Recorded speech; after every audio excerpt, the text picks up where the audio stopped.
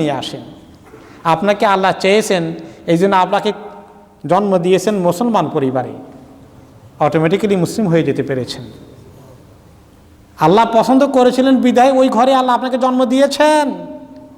এই স্বীকৃতিটা, এই শুকরিয়াটা আমরা আল্লাহর কাছে দিতেও খেয়ালও করি না যে আল্লাহ আপনি কত মেহেরবানি করলেন। ওয়াহদি ইলাইহি মাইয়ুনিব, তাকেই আল্লাহ হিদায়াত দেন যে আল্লাহর কাছে আসতে চায়।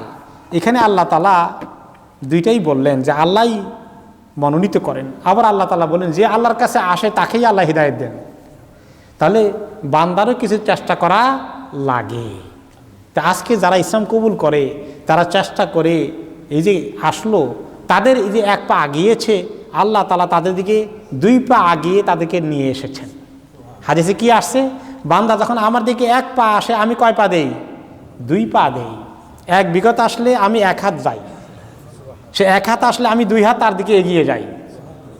তো যারা একটু চেষ্টা করে আল্লাহ তাআলা তাদেরকে কবুল করে নিয়ে আসে। তাহলে আমাদেরও চেষ্টা লাগবে, আল্লাহ তাআলার তৌফিকও লাগবে, দুইটার সংযোজন হওয়া লাগবে।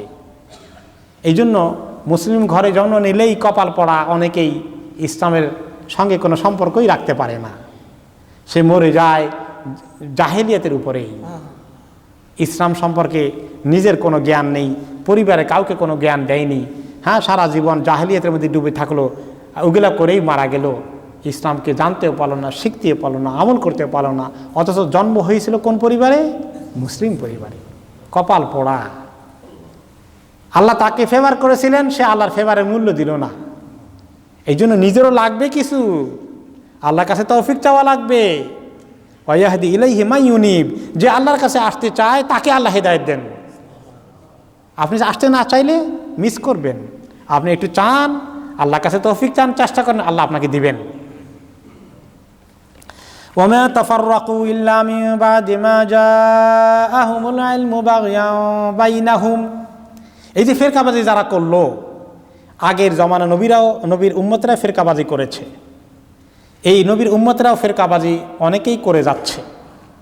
এই ফিরকাবাজি যখন করে, এটা কি এমন যে আসলে বুঝতে পারে নাই দিন কি জিনিস, আসল জিনিস বুঝতে চাইছে কিন্তু বুঝতে পারে নাই, এমন নয়। কারণ পরিষ্কার কোরআন, পরিষ্কার হাদিস আল্লাহ তাআলা আমাদেরকে দিয়ে দ্বীনের সমস্ত ইনফরমেশনকে একেবারে সুস্পষ্ট করে দিয়েছেন। এই কোরআন এবং হাদিসকে যদি সুন্দর করে কেউ বোঝার জন্য চেষ্টা করে, জানার জন্য চেষ্টা করে, সহি দ্বীনে থাকার চেষ্টা করে, বাতিল আকিদা, শিরক, কুফর, বিদআত কিভাবে হয় এগুলা বুঝে এগুলোকে দূরে থাকে, তার কি কষ্ট হবে? হবে না। Very clear. কোরআন পড়লে, হাদিস পড়লে দ্বীনের উজ্জ্বল ধারণা সুস্পষ্ট হয়ে যাবে, কোনো লোক কনফিউজ হয়ে যাওয়ার কথা নয়। তারপরে কেন মানুষ এই বিভিন্ন বাতিল ফিরকার পন্থী হয়ে যায়? অতীতে খারেজি, মুতাজিলা, জাবারিয়া, কাদারিয়া, জাহামিয়া, কত ফিরকা এসেছে পৃথিবীতে এবং বাতিল ফিরকায় পরিণত হয়েছে।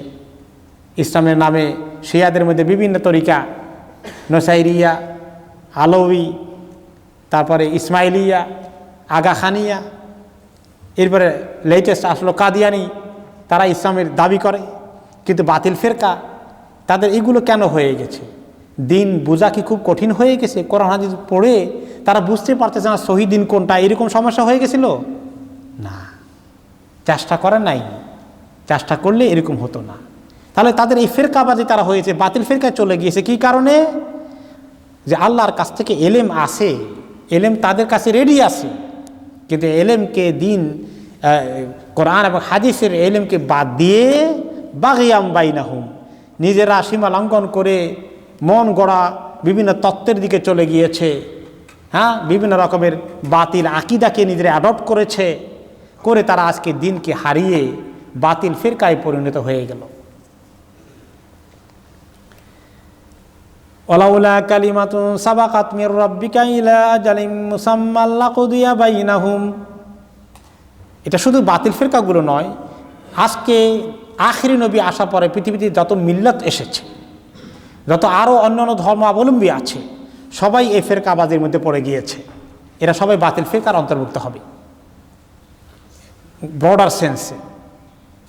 তো আল্লাহ তাআলা বলেন যে সুস্পষ্ট জ্ঞান আছে এখনও, সুস্পষ্ট জ্ঞানকে যারা রিজেক্ট করে থাকে, এই কারণেই তারা বাতিল ফিরকার অন্তর্ভুক্ত হয়েছে, বাতিল ধর্মের অনুসারী থেকে গেছে।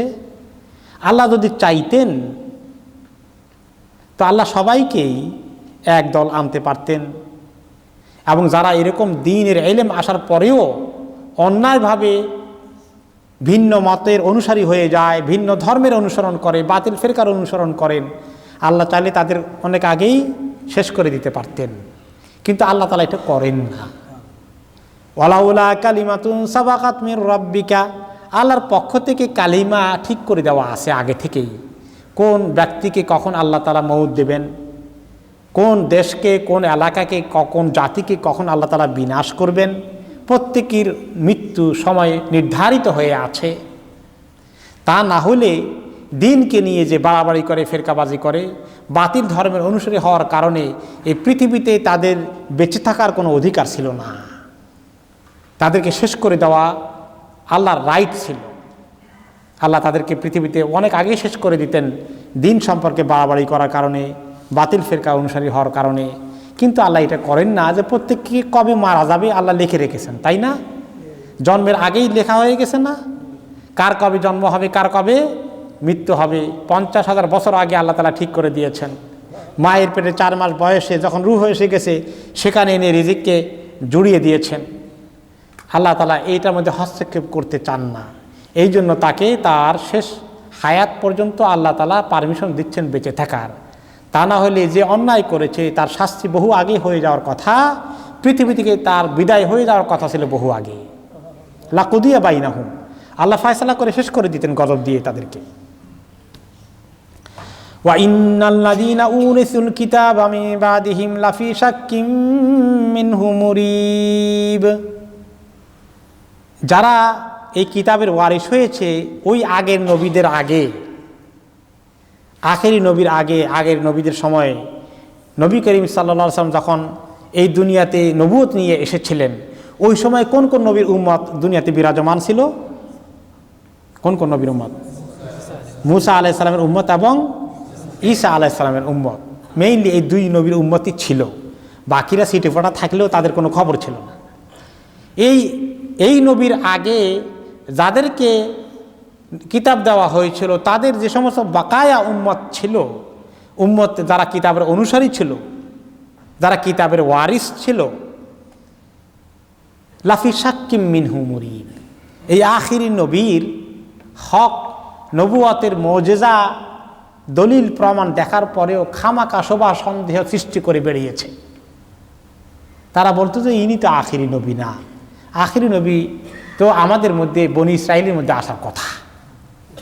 জেনে শুনেও তারা ওনার হক নবুয়তকে অস্বীকার করেছে। কিন্তু তারা জানতো, আসলেই সন্দেহ হয়ে গেছিল না, তারা জানতো যে ঘুমিয়ে থাকে তাকে জাগানো সহজ, আর যে জেগে ঘুমায় আপনি ধাক্কা দিলেও নড়াচড়া করে না, তারে সহজে জাগাইতে পারবেন না। এদের ছিল এরকম অবস্থা। মদিনার ইহুদিরা জানতো এই যে আখেরি নবী আসছেন না আসেন নাই, জানতো। ইয়ারিফুনাহু কামা ইয়ারিফুনা আবনাআহুম, ওনাকে এমন ভালো করে তারা চিনে, ওনার লক্ষণ দেখে, প্রমাণ দেখে। যেভাবে নিজের ছেলেকে চিনতে কারো অসুবিধা হয় নাকি, ছেলে আসাবার বলে আমার ছেলে না কার ছেলে, এখনো তো চিনতে পারলাম না, এরকম সহজে হয় না। তো আখেরি নবী এত তাদের কাছে সুস্পষ্ট প্রমাণিত ছিল। আবু জহল, আবু লাহাব চিনতো না চিনে নাই, তারাও জানতো যে আখেরি নবী তিনি, হক নবী। কিন্তু ওনার নবুয়তের স্বীকৃতি দিলে ওনার উম্মত হয়ে যাওয়া লাগবে, লিডার আর তারা থাকতে পারবে না। লিডার কে হয়ে যাবে? নবীকে লিডার মানতে হবে, এইটা মানা যাবে না। তাহলে জেনে শুনে তারা লাফি শাক্কিম মিনহু মুরিব, অযথা তারা সবা সন্দেহ সৃষ্টি করে এটার অপপ্রচার করে বেরিয়েছে। আসলেই তাদের কাছে হক সুস্পষ্ট হয়ে গিয়েছিল। এখন এইরকম দিন ইসলামকে হক জানার পরেও আজকে যারা প্রপাগান্ডা করে দিনের বিরুদ্ধে, তারা কিন্তু বোকা না যে দিন ইসলাম হক এটা তারা বুঝে নাই। তারা জানে দিন ইসলাম হক, তারা যেটা নিয়ে আসে এটা কি, ওইটা বাতিল, ভালো করেই জানে। আখিরি নবী মুহাম্মদ রাসূলুল্লাহ সাল্লাল্লাহু আলাইহি ওয়াসাল্লামকে আল্লাহ তাআলা বললেন যে তারা জেনে শুনে আপনার দুশ্মনী করতেছে, জেনে শুনেই বলে এটা হক না, তো আপনি তাদের অপপ্রচারে কান না দিয়ে আপনার ডিউটি চালিয়ে যান। ফালিযালিকা ফাদউ, এখন এত অপপ্রচার সত্ত্বেও আপনাকে কি করতে হবে? আমি যে দায়িত্ব দিয়েছি এই দায়িত্ব পালন করে যেতে হবে। দিন ইসলামের মোকাম্মল দিন ইসলামের দাওয়াত দিয়ে যান, কোনো কম্প্রোমাইজ করার দরকার নাই। ফাদউ, আল্লাহর দিকে ডাকতে থাকেন, আপনার ডিউটি আপনি করে যান। ওয়াস্তাকিম কামা উমিরত, আপনাকে যেটার আমি ডিউটি দিয়েছি এটা আপনি পালন করে যান। হক দিনের উপরে মজবুত হয়ে থাকেন, ওদের কথা শুনে আপনি কিছু কম্প্রোমাইজ করেন না, ছাড় দিয়েন না। তারা কম্প্রোমাইজের প্রস্তাব আনছিল না আনে নাই? আনছিল। কি কম্প্রোমাইজ করতেছিল? একদিন আপনার এবাদত, খোদার এবাদত আমরা সবাই মিলে করি, আর আমাদের খোদার এবাদত আপনি আরেকদিন করেন। কিছু আপনারটাও মানা হোক, কিছু আমাদেরটাও মানা হোক, একটু কম্প্রোমাইজ করে ফেলি, কিছু ছাড় দেন। এত কড়া দিন নিয়ে তো আমরা পারবো না আপনার সঙ্গে চলতে, কিছু হালকা করে ফেলেন আপনার দিনকে, কিছু কম্প্রোমাইজ করে ফেলেন। তো আল্লাহ তাআলা কি আয়াত নাযিল করলেন? লাকুম দীনুকুম ওয়ালিয়া দিন, তোমার দিন নিয়ে তোমরা থাকো, আমার দিন নিয়ে আমাকে থাকতে হবে। আল্লাহ তাআলা বলেছেন একটুও ছাড় দেওয়া যাবে না। ওয়াস্তাকিম কামা উমিরতা, সোজা হয়ে মজবুত হয়ে থাকেন, যেভাবে আপনাকে হুকুম করা হয়েছে এক কদম লড়বেন না আগে পিছে, কোনো ছাড় দেওয়া যাবে না। হঠাৎ করে দিনের ব্যাপারে ছাড় দেওয়ার জন্য চিন্তা করেন যে ওগুলো নিয়ে খুব মিডিয়া প্রচার করতেছে, একটু ছাড় দিয়ে দেই, মহিলাদের সম্পর্কে বেশি বলে সামনে বসাইয়ে দেই, আর বলবেন না, অসুবিধা নাই। বোকার স্বর্গে বসবাস করছেন, একটুও ছাড়বে না। মহিলার আরও বেশি করে নিয়ে বসান না কেন, ছাড়বে না। রাসূলুল্লাহ সাল্লাল্লাহু আলাইহি ওয়াসাল্লাম মহিলাদের সামনে এইভাবে বসাইছিলেন না? কেন ছাড় দিতে চান? 10টি হুকুম দিয়েছেন আল্লাহ তাআলা এই আয়াতের মধ্যে। ইমাম ইবনে কাসির রাহমাতুল্লাহ আলাইহি বলেন যে এই যে আয়াতটা আছে, এই আয়াতের মধ্যে আল্লাহ তাআলা 10টা হুকুম দিয়েছেন। 10টা হুকুমই গুরুত্বপূর্ণ। 1 নম্বর হুকুম হলো ফালিযালিকা ফাদউ, তারা যত প্রপাগান্ডা করুক আপনার দিনের দাওয়াতি কাজ আপনাকে চালিয়ে যেতে হবে, নাকি দাওয়াতি কাজ বন্ধ করে দিবেন? যে এখন পৃথিবীর অবস্থা, হাওয়া বেশি খারাপ, দাওয়াতি কাজ কম করে চুপ করে থাকো, সেফ থাকবা, এইটা করবেন না। ফাদউ, দাওয়াতি কাজ করে যাও। 2 নম্বর, ছাড় দিও না, কম্প্রোমাইজ করো না। ওয়াস্তাকিম কামা উমিরতা, যেটা দিয়েছি, যে হুকুম দিয়েছি, শরীয়তের বিধান দিয়েছি, ওইটাকে মজবুত করে ধরেন, খবরদার আগ পিছ হয়ে ছাড় দিবেন না। 3 নম্বর, ওয়ালা তাত্তাবে আহওয়াআহুম, তাদের খাহিসাতমূলক মন গড়া কথাবার্তাকে অনুসরণ করতে যাবেন না। তারা বলছে মহিলাদেরকে পেছনে রাখা যাবে না, সামনে বসাইতে হবে, আমরাও গিয়ে সামনে বসাবো না, এটা তাদের মন গড়া কথা। আমাদের মহিলারা পর্দার ভিতরে থাকবে। আল্লাহ বলে দিয়েছেন ওয়াকারনা ফি বুয়ুতিকুন্না, মহিলারা তোমরা ঘরেই বেশি করে থাকো, একান্ত প্রয়োজন হলে, না হলে ঘর থেকে বের হইও না, পর্দা করে চলতে হবে। তারা পর্দা পছন্দ করে না, এখন আমরা পর্দা উঠাই দেব। তারা নেকাব করা পছন্দ করে না, নেকাব উঠাই দেব? ন। তো ওয়ালা তাত্তাবে আহওয়াআহুম, ওদের মন গড়া ফর্মুলার অনুসরণ করবেন না, এগুলো ওদের মন গড়া কথা। আর আমাদের কাছে কোত্থেকে এসছে? আল্লাহর কাছ থেকে শরীয়ত এসেছে। 3 নম্বরটা, যে ওদের অনুসরণ করবেন না, খাহিসাতে নাফসানির অনুসরণ করবেন না।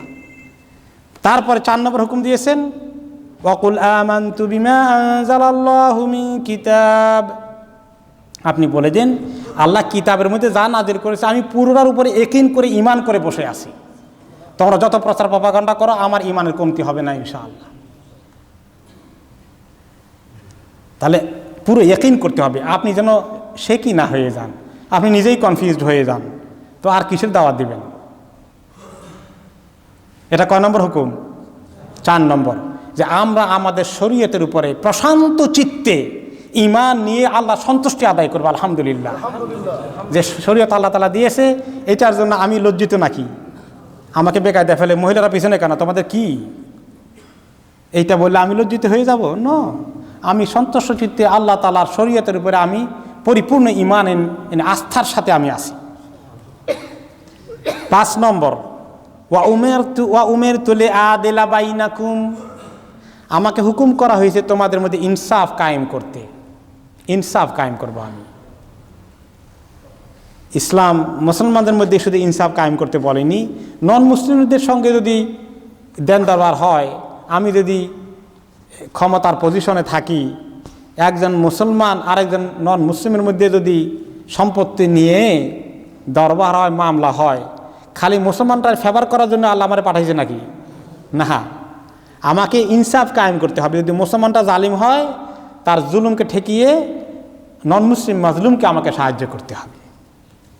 পৃথিবীতে মুসলমানরা এই যে ইসলামকে ছড়িয়ে দিয়েছেন, ইনসাফকে দেখাতে পেরেছেন। কাজী সাহেব খলিফার বিরুদ্ধে রায় দিয়ে দিয়েছেন,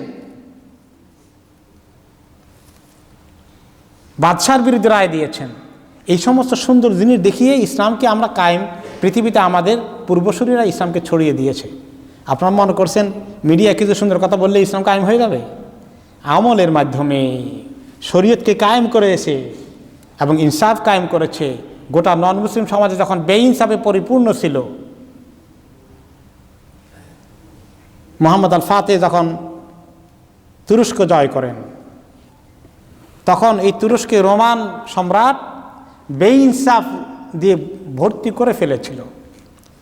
আর তুরস্কের সীমানার বাইরে মুসলমানদের খলিফারা ইসলামের ইনসাফ কায়েম করে সমাজের মধ্যে এত সুন্দর বিধি ব্যবস্থা জারি করে দিয়েছেন। ওইটা দেখে তুরস্কের ওই রোমান সম্রাটের আন্ডারে যারা আছে, তারা চিঠি লিখত মুসলমান শাসকদের কাছে, তোমরা আসো আমাদের দেশটা দখল করে ফেলো, দখল করে আমাদের মধ্যে একটু ইনসাফ কায়েম করে দাও। আমাদের জালিম সরকার কোনো ইনসাফ কায়েম না করে জুলুম কায়েম করেছে, আমাদেরকে উদ্ধার করায় জুলুম থেকে।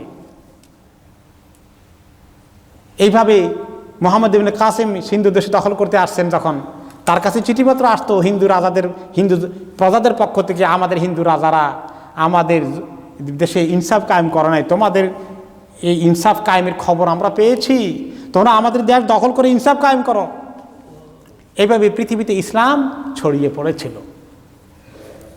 তা আল্লাহ তাআলা বলেছেন কয় নম্বরে? 5 নম্বরে কি করতে বলেছেন মুসলমানদেরকে? ইনসাফ কায়েম করতে হবে। আমরা নিজেদের পরিবারে ইনসাফ কায়েম করতে পারি না। সুবহানাল্লাহ, এত বেইনসাফ আমরা। স্বামী স্ত্রীর দরবার লাগলে কেস যখন আসে, যদি স্ত্রীর থেকে শুনেন, হায় হায় রে, সমস্ত দোষ স্বামী বেচার আর স্ত্রী বেচারিতে ফেরেশতা, কোনো দোষ তার নাই, একটা দোষও স্বীকার করবে না। যখন আপনি প্রথম স্ত্রীটা শুনবেন, মনে করে এই স্বামীটাই হলো একটা বিরাট ক্রিমিনাল। তারপর যখন স্বামীটা শুনবেন, সেই বেচারার কাহিনী তিনি যে আরেক ফেরেশতা, বড় ক্রিমিনাল খালি স্ত্রী। একটা ইনসাফের কথা নাই যে আমারও কিছু দোষ আছে, একটু স্বীকার করি, সহজে স্বীকার করবে না। নিজের ঘরে যে মুসলমান ইনসাফ কায়েম করতে পারে না, স্বামী স্ত্রীর সম্পর্কের মধ্যে ইনসাফ কায়েম করতে পারে না, ভাই ভাইয়ের মধ্যে সম্পত্তি নিয়ে ইনসাফ কায়েম করতে পারে না, ভাই মারা গেলে এতিম ভাতিজার উপরে ইনসাফ কায়েম করতে পারে না, এই মুসলমান কি ইনসাফ কায়েম করবে দুনিয়ার মধ্যে? দুনিয়ার মানুষ আজকে আমাদের ইনসাফ দিকে দৌড়ে আসার কথা ছিল, ইসলামের দিকে আমরা মাহরুম হয়ে গেলাম। তাহলে এটা হলো কয় নম্বর? 5 নম্বর। মুসলিম উম্মাহকে কি কায়েম করতে হবে? ইনসাফ কায়েম করতে হবে। ইনসাফের মধ্যে হক, সমস্ত হক কথা আছে। আমরা যদি এই দেশে আমরা যারা আছি, আমাদের ব্যাপারে বাকিদের ইমপ্রেশন কি? এই মুসলিম কমিউনিটি যারা আছে, এরা মিথ্যা কথা, তারপরে ধোঁকাবাজি, বেনিফিট খাওয়ার ক্ষেত্রে ঠকানো, তারপরে যত কেস আছে, কি কেস এগুলা, অ্যাসাইলাম কেস আছে, সবগুলো একেবারে সত্য হক কথা, এইরকম ধারণা করে নাকি আমাদের সম্পর্কে? কি মনে করেন? আমাদের সম্পর্কে অনেক ভালো ধারণা নেওয়ার সুযোগ আমরা এই জাতিগুলোকে দেইনি। আমরা অনেক ধারণা দিছি যে আমরা যা কিছু বলি তার মধ্যে তারা কতটুকুন সত্য, এগুলো খুব কমই টিকানো যাবে। অন্য জাতির কাছে আমরা এরকমই একটা বেইনসাফির পরিচয় দিয়েছি, হকের ব্যাপারে আমরা ভালো ধারণা দিতে পারিনি। তারপরে আল্লাহ তাআলা বললেন, আল্লাহু রাব্বুনা ওয়া রাব্বুকুম, এই কথা বলো যে আল্লাহ হচ্ছেন আমাদের এবং তোমাদের রব। এই কথাটার যে আমরা অন্য কোনো কেউ না, আমরা এক আল্লাহর দাওয়াত দিচ্ছি তোমাদের কাছে। সে আল্লাহর দিকে ডাকছে, আমাদের দিকে নয় যে আমাদের কথা শোনো, আমাদের কথা উঠতে হবে বসতে হবে, না, আল্লাহ রবের দিকে ডাকছি। লানা আমালুনা ওয়া লাকুম আমালুকুম, আমাদের আমল আমাদের কাজে আসবে, হয় পক্ষে আসবে নয় বিপক্ষে আসবে। আর তোমাদের আমলও তোমাদের পক্ষে যাবে না বিপক্ষে যাবে। আমরা তো এখানে আসলে আমাদের পাল্লা ভারী করার জন্য আসি নাই। মুসলমানরা একটা দেশ দখল করার জন্যই যায় না। মুসলমানরা কি নিয়ে যায়? দেশ সাম্রাজ্য বাড়ানোর জন্য যাবে? কি নিয়ে যাবে? আল্লাহর দ্বীনের জন্য যাবে, মানুষকে আল্লাহর দিকে আনতে যাবে। পুরো ক্ষমতা দখল করতে হবে, একটা দেশকে বিজয় করতে হবে, এমন কোনো নিশা নিয়ে মুসলমানরা যায় না। তাদের আসল পারপাস হচ্ছে সারা দুনিয়ার মানুষ যেন আল্লাহর দ্বীনকে কবুল করে। এই দাওয়াতটাই হলো আসল কাজ। এবং তোমরা যদি আল্লাহওয়ালা হয়ে যাও, আল্লাহর দ্বীনকে কবুল করো, তোমাদের দেশকে তোমরাই শাসন করবে। তোমাদের আমল তোমাদের জন্য, আমাদের আমল আমাদের জন্য। আমরা তোমাদের পৃথিবীতে যারা অন্যরা দেশ দখল করেছে, জয় করেছে, তাদের টার্গেট ছিল ভিন্ন। মুসলমানদের টার্গেট হবে আল্লাহর দ্বীনকে কায়েম করা। এটা যখন মিস করে ফেলে, খালি দেশ দখল করলেও ইসলামের কোনো কল্যাণ হবে না। তার এক্সাম্পল হচ্ছে ইন্ডিয়া।